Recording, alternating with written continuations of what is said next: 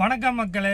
So இது வந்து நம்மளுடைய ஸ்பெஷல் ரிக்வெஸ்ட் நம்ம விஜய் அண்ணனுக்கு. அது என்ன அப்படின்னா, சேஃப்டி அண்ட் செக்யூரிட்டி.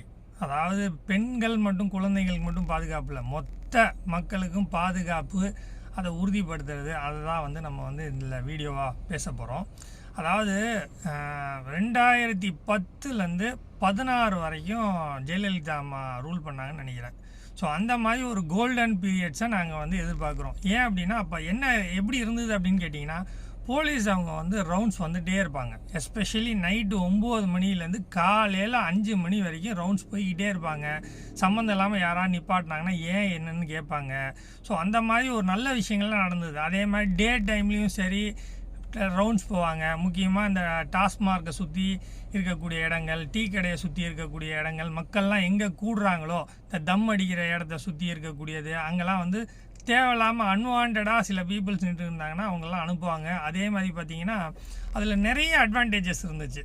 அதனால் ஒரு பாதுகாப்பு இருந்துச்சு. அது இப்போ இருக்கா அப்படின்னா, இப்போலாம் ரவுண்ட்ஸ் பெருசாக வரா மாதிரி நான் பார்க்கல. அதெல்லாம் வரணும், வந்து இது பண்ணணும். அது மாதிரி வந்து தேவையில்லாத ஆட்கள் நிற்கிறாங்க அப்படின்னா அவங்களெல்லாம் கூப்பிட்டு ஏன் எதுக்காக என்னன்னு கேட்கணும். அதே மாதிரி இந்த நார்த் இந்தியாக்காரங்களில் நிறையா பேர் இந்த சோன் பப்படி விற்கிறேன், பஞ்சு மிட்டாய் முன்னாடி விற்றுக்கிட்டு இருக்காம்பாங்க. எதுக்காக? அவங்க சம்மந்தம் இல்லாமல் யாரும் வாங்கவே மாட்டாங்க, அந்த தெருவில் எடுத்துகிட்டு போவாங்க. ஸோ அவங்களெல்லாம் கூப்பிட்டு அவங்களுக்கு ஆதார் இருக்கா என்ன இருக்கா அப்படின்னு அவங்களெல்லாம் ரெஜிஸ்டர் பண்ணுங்கள். இந்த ஸ்ட்ரீட் வெண்டர்ஸில் சம்மந்தம் இல்லாமல் மொபாலிட்டியில் வந்து சுற்றிக்கிட்டே இருக்கக்கூடிய நார்த் இந்தியாக்காரங்களுக்கெல்லாம் கூப்பிட்டு இழுத்து அவங்களுடைய ஆதார் டீட்டெயில்ஸு புகைப்படத்தெல்லாம் நீங்கள் வாங்கினீங்கனாலே அவங்களாம் பயந்துருவாங்க.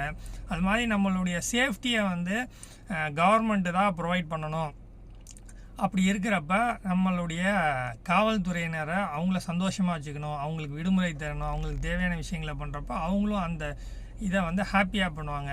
ஸோ தமிழ்நாட்டில் வந்து சேஃப்டி அண்ட் செக்யூரிட்டி வந்து கொஞ்சம் கம்மியாக தான் இருந்துச்சு லாஸ்ட் பீரியடில். ஒரு போலீஸ் ஸ்டேஷனில் போய் ஒருத்தர் வந்து கம்ப்ளைண்ட் கொடுக்க போகிறாருன்னா அவ்வளோ ஈஸியாக போய் கொடுத்துட்டு வர முடியாது.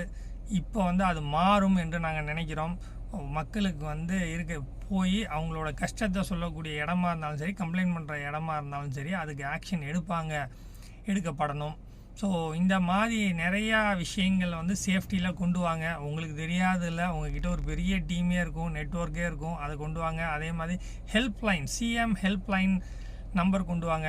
ரொம்ப முக்கியமான விஷயங்கள் இருக்குது, பாதுகாப்பு குறைபாடு இருக்குது அப்படின்னா அங்கேயும் அடிக்கலாம். எப்படி 108க்கு ஆம்புலன்ஸ் அடிக்கணுமோ, 100க்கு போலீஸ் அடிக்கணுமோ, அந்த மாதிரி ரொம்ப எமர்ஜென்சிக்கு சிஎம் கண்ட்ரோலில் இருக்கக்கூடிய அந்த டிபார்ட்மெண்ட்டுக்கு கால் பண்ணலான்னு ஒரு நம்பரை கொண்டு வாங்க.